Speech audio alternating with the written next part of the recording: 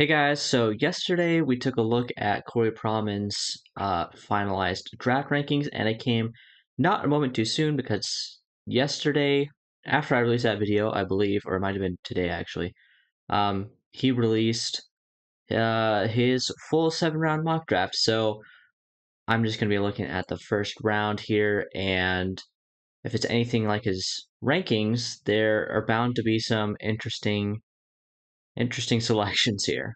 Let's see here. Okay, first round, first overall selection, Montreal Canadiens take Juraj Slafkovsky.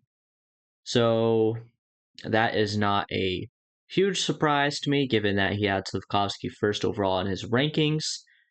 I still probably wouldn't take him first overall. I feel like his international success is a bit overrated, especially when you look at the opponents where he put up all of his points against, really. And yeah, I just think Shane Wright is the best player in the draft, and he does not have him going first overall here, so that is uh, pretty notable, really. Two, to the New Jersey Devils, he has David Jiricek. Okay, so Shane Wright isn't going top two, guys. You heard it here first. Um, yeah, David Jiricek is my favorite defenseman in the draft. I don't have him second overall though. Definitely not ahead of guys like Shane Wright. So yeah, things are getting pretty interesting here. Third o- third overall, Arizona Coyotes take Logan Cooley. Okay, this is interesting. I wonder if maybe something went on at the combine where teams were interviewing Shane Wright and he like really answered questions really poorly or something. Maybe they think he's a locker room issue. Maybe I don't know, but because you can't tell me based off talent, Slavkovsky, Jiricek, and Cooley are all better than Shane Wright. That's not true. I Cooley I think has a slightly higher ceiling, but right now when you're looking at who these players are right now, Wright is the better player. I think he's better than Slavkovsky and Jiricek. So let's see who's fourth then. Okay, fourth is Shane Wright. So Wright goes fourth overall to Seattle. That is interesting to say the least.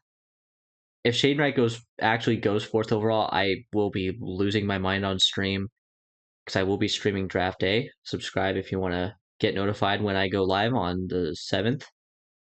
But man, I have heard rumors that, well, there's speculation, I should say, that the Kraken are interested in Lambert at fourth overall because the Blades traded his rights in the import draft to the Seattle Thunderbirds, and like the Kraken's scouting staff has been working with him or something like that. I don't remember the details exactly, but I can pretty much guarantee you if Wright falls to them, they will not be taking Lambert. They will be taking Wright, but I mean, Wright's not going to fall to fourth, right?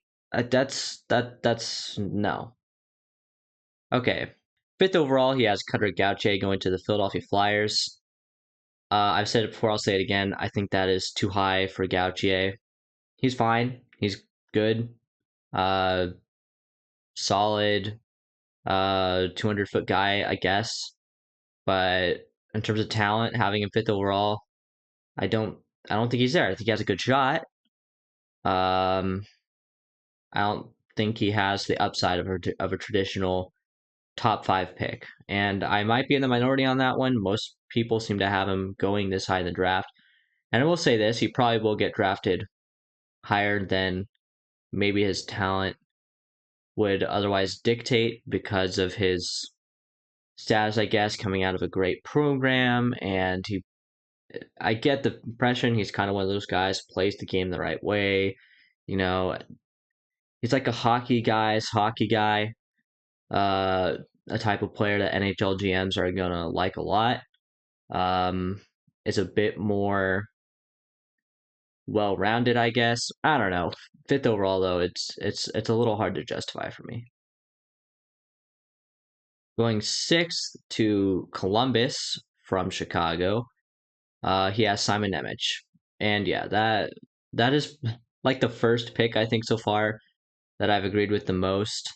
Um, yeah, I think Nemec going in that range, like 5 to 8 ish. That's probably where he'll go, and that's pretty much where I have him. In my mind, he is the second best defenseman in this draft class. 7, he has the Senators taking Matthew Savoy. I don't see that happening simply because that would be too good of a pick. Not to pick on the Senators too much, but they have made some pretty questionable draft decisions in recent years, and Savoy is kind of a risky guy, a little bit on the risky side, anyways, when it comes to high-end draft picks. But I have him ranked 5th overall in my finalized rankings, so taking him at 7, I think is good value. 8, he has Marco Kasper. This is a common thing, common theme. Most people have Kasper going top 10. I don't like it. I don't think Kasper's that good. I definitely don't think he has the upside that you would expect out of a top 10 pick. I see him more of as a middle 6 guy at best, likely a third line center, grinder guy, energy guy. Can score a bit here and there. Probably won't score many like pretty goal scorer type goals in the NHL. He'll have more of, deflections, rebounds, scrummy stuff, and he can play that role well. I just don't think that's a role that you value at 8th overall. At 9, he has the Sabres taking Jonathan Lekkerimaki. I have him a bit lower than this, but taking Lekkerimaki in the top 10 is reasonable, I guess. He has a good shot. I think he'll score a lot of goals in the NHL. Don't love his shot selection at times. Yeah, that's about it with Lekkerimaki. At 10, he has the Anaheim Ducks taking Kevin Korchinski. Korchinski, for a long time, was my third highest ranked defenseman in the draft, so here he is he's the third highest drafted defenseman in this mock draft. Top half of the first round, I think, is fine for Korchinski. 10, probably somewhere like the 9 to 15 range is where he's going to go, most likely. So Anaheim taking him at 10. I'm not super familiar with their prospects on defense other than like Drysdale. So wait, is Drysdale? Drysdale's a Duck, right? Anyways, yeah, they have a good prospect pool. I am under the impression they could use defensemen, so Korchinski's not the guy I would take there. I'd probably take Grudinin, but that is admittedly kind of a hot take. Most people have Grudinin going way later than top 10, but what can I say? I'm a Grudinin fan. Okay, at 11, the Sharks, my favorite team, are taking Joakim Kemell. That's fine. They're not taking Connor Geeky at 12th there, so I could live with that. I'm not a huge Joakim Kemell fan. He's another guy that I think has a little bit of a shot selection problem, not as much as Lekkerimaki, but decent enough shot. He strikes me as a guy that you're going to have to play with decent players in order to get the most out of him. And the Sharks aren't necessarily blessed with players that they could play Kemell with, although they do have a lot of forward prospects, some of which are rather promising. But at 11th overall, Kemell, you're probably getting a top six forward, most likely a second line guy who can score goals, maybe like a 25 goal, 30 goal, 60-point guy. Nothing super crazy I'm expecting from Kemell, but taking him 11th overall, I think is fine. At number 12, Pronman has the Blue Jackets taking Connor Geeky. I think this is way too high for Geeky. I just don't like him that much. His skating is a major issue for me, and I don't think the upside is as high as people expect. I don't think he's going to score a lot of goals at the NHL level. He could be a decent playmaker, but I don't really see him being much more than a 50-point guy. So Maybe a good third line center is what you're going to get out of him most likely. And 12th overall, again, I would expect to draft a player that has a bit more upside than that. At 13, he has the Islanders taking Nathan Goucher. Honestly, that feels like an Islanders type pick. So that's high for him in my opinion again, but it does seem like the type of player the Islanders would draft, especially if Connor Geekie is not available. At 14, he has the Jets taking Pavel Mintyukov. That is pretty interesting because I like Mintyukov a lot. I think he'd be great for the Jets. One of the few defensemen in this draft class that I think has the upside potential to take on the role of a top power play quarterback and could be really good. At 15, he has the Canucks taking Noah Ostlund. That is very interesting because most scouts have Liam Ogren, Ostlund's teammate, ranked quite a bit higher. Ostlund, I think, is a riskier player. More upside, arguably the most upside out of any of the Djurgården guys, except maybe Lekari Mackey. It's hard to say, but Ostlund's a very skilled guy. He's a fierce competitor. Undersized, though. So honestly, at 15, I kind of like it. I don't have him ranked that high, and I believe I have Ogren ahead of him as well. But if you want to take a swing on a guy, then Ostlund is definitely an option. At 16, the Sabres here are taking Daniil Yurov. That's an interesting pick as well. Just slightly higher than where I would take him, I think, and that's kind of becoming a theme with some of these guys. Most of these guys in this range, I have ranked 5 to 10 spots lower. So Yurov, I have him around 20. I think he's kind of a Swiss Army knife guy, almost a little bit like a Barclay Goodrow, except a lot more skilled. I think he has a lot more upside than Barclay Goodrow. Um, yeah, so he could play a solid middle six role, could probably slot into your top six at times, could play the bottom six if he has to. I think he'll be good anywhere he goes. So, again, not a guy that is going to be like changing your franchise or anything. And at this point in this draft, really, I don't think anybody that you're going to take is going to become a huge, huge part of your team. Again, like some core guys, sure, will come out of this draft, but they'll be like middle six guys that you could consider part of your core, bottom four defense guys. Yeah, no goalies. 17, the Predators are taking Leon Bichel. Not a guy I've seen a lot of this year, but he's huge and he skates well. The Predators tend to have an affinity for drafting undersized defensemen, so maybe they're balancing it out here a little bit by taking a guy that's pretty big. But if they took an undersized guy with a much higher ceiling, like um, Lane Hudson, maybe, or a Seamus Casey, I think is a bit more reasonable, that wouldn't surprise me at all. At 18, the Stars are taking Owen Pickering. They could definitely use prospects on defense, and Pickering is one that I like quite a bit. I don't think he has a ton of upside in terms of how much offense he'll bring to the NHL level, but for now they have Miro Heiskanen, and technically they still have John Klingberg. So really going into the future, Haskinen's going to be their number one guy. So if Pickering is a guy that could develop into a second power play guy, or if Harley becomes that guy, he's much closer, obviously, then I think Pickering could come in and be a decent middle pairing defenseman for him. At 19, the Minnesota Wild are taking Frank Nazar. Nazar is a player that I like a lot. I would put him in the top 10 instead of, um, dang, who was it? Gauthier. Jeez. Okay. Yeah, I'd rather have Nazar than Gauthier that high if I could swap like two players, just because I think Nazar has much higher upside. He's really fast, and I think the way the NHL is going, it is guys like Frank Nazar fit the modern NHL game better and better as teams are getting faster and more skilled. At 20, he has Yuri Kulik. Sure.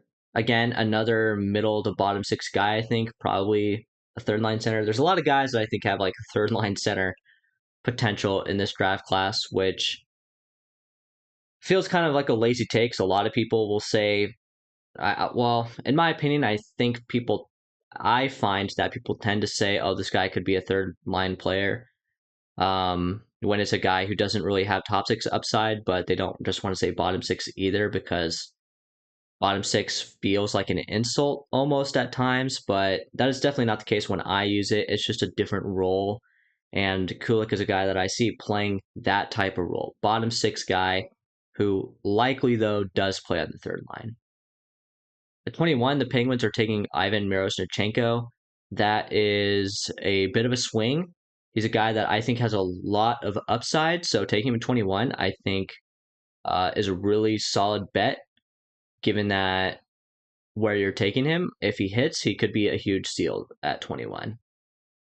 At 22, the Ducks are taking Jimmy Snuggerud, another guy that I don't really like that much, although another bottom six winger who can play just a solid physical role, can score a little bit, play on your penalty kill, maybe play on the power play. Yeah, that's about it with Snuggerud. 23, the St. Louis Blues are taking Ryan Chesley. He's a guy that I think is going to be a solid, uh, probably defensive leaning defenseman in the NHL. I don't think he has a ton of offensive upside, although there are guys that he certainly has more offensive upside than guys like Noah Warren or Isaiah George, for example. But, a defenseman who has a little bit of offensive upside, but not a lot, those guys tend to go late first round, early second round. So 23, it feels a little bit high for him, but I could see it.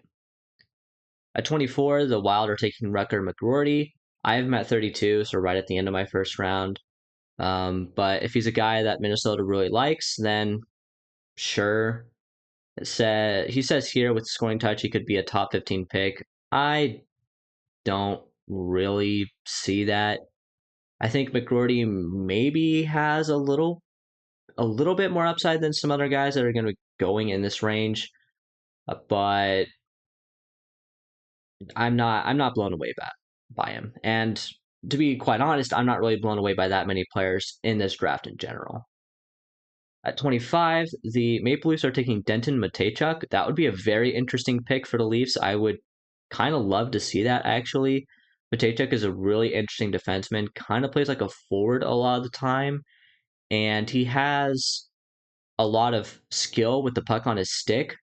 So if they could develop that into something that is a bit more NHL projectable, I think he could be a great defenseman for Toronto.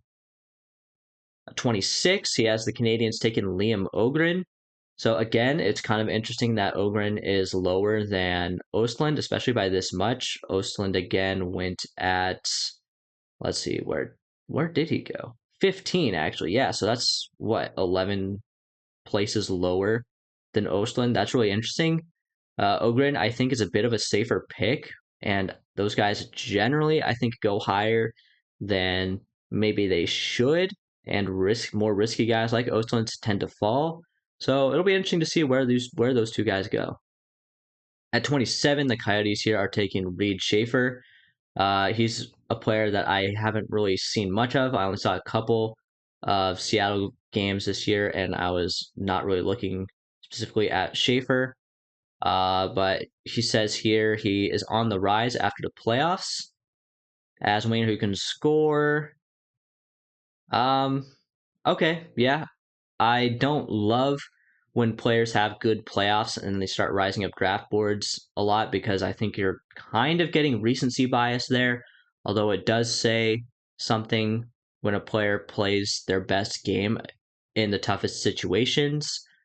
But generally speaking, I would be a little bit cautious about guys that have really good playoffs right up leading up into the draft. At 28, the Sabres here are taking Philip Bystedt. Not a player that I've seen this year too much of, so I can't really comment on that. At 29, though, the Edmonton Oilers are taking Brad Lambert. So that is super interesting. To be quite honest, I think Lambert would be an amazing fit in the Oilers system. So, as a Sharks fan, I absolutely hate that. This is disgusting. I do not want to see Lambert in an Oilers sweater ever. Um, I have Lambert ranked way higher than this, although I think it is more likely that he goes in the bottom 10 of the first round than the top 10. And man, if he goes 29 to Edmonton, they could be getting a huge steal here. Um, yeah, his combination of size and skill and speed. I mean, his size. What am I talking about? He's not that big, but his combination of skill and speed. There we go. Jeez, he plays at a really high pace. He's really good in transition, and he's really skilled. Just getting a guy with that type of profile this late in the draft is really just something I think all NHL GMs dream about. So if the Oilers get him there, then I think they're laughing all the way to the bank. At 30, he has the Winnipeg Jets taking Isaac Howard. This is another guy that I think has a ton of upside. I think he is fast, has some scoring scoring touch. You know what I mean. He's good. I like Isaac Howard a lot. It seems like he is going to go in the late first round. I would have him about 10 spots higher than this is where I would feel comfortable taking him. But yeah, Howard and Winnipeg I think would be a good fit as well. At 31, the Lightning are taking Luca Delbo Belouz, and at 32, the Coyotes are taking Sam Rinzel. Neither of these are players that I've seen too much of this year, although they're both like second rounders for me. But, if they're players that you really like, then sure, take them 31, 32 overall. Not a really huge deal considering where you're at in the draft. Now, that is it, of course, for the first round, but there are some other players here that I want to mention. Again, Jagger Firkus going 35th overall here to Seattle. I hate that. I think that's way too low for Firkus. That'd be a huge steal for Seattle, I think. Julian Lutz at 37. That seems a little bit high on him, but I do like Lutz. Maverick Lamoureux at 39. That's way too high for him. Yeah, Seamus Casey at 57. That's an interesting pick. That's probably about where I'd have him. I'd have him maybe a little bit closer to the top 50, maybe just inside the top 50. Skating is a bit of an issue there, but has some high upside. 59 and 60, Christian Kyrou and Lane Hutton. Those are two offensive defensemen that I really like a lot, that I would definitely have ranked higher than that. But yeah, all that being said, that will be the end of this video. Thank you so much for watching, guys. If you did think it deserved a like, then do give it a like. That really helps me out. And tomorrow, guys, I am releasing my final top 100 rankings. So be sure to stick around for that. Subscribe, turn on the notifications, whatever you need to do to make sure you see that video. As far as I'm aware, I haven't done a ton of research into this yet, but I don't think anybody has a legitimate top 100 rankings on YouTube. But I will be releasing mine, and then the day after that, I will be doing my ultimate guide to the draft. So, really exciting things coming up. I'm really looking forward to the draft as well. I hope you guys stick with me through this time and stick around for the draft. Of course, I will be live streaming on the draft as well, both days, hopefully, assuming everything goes to plan. And all that being said, have a nice day.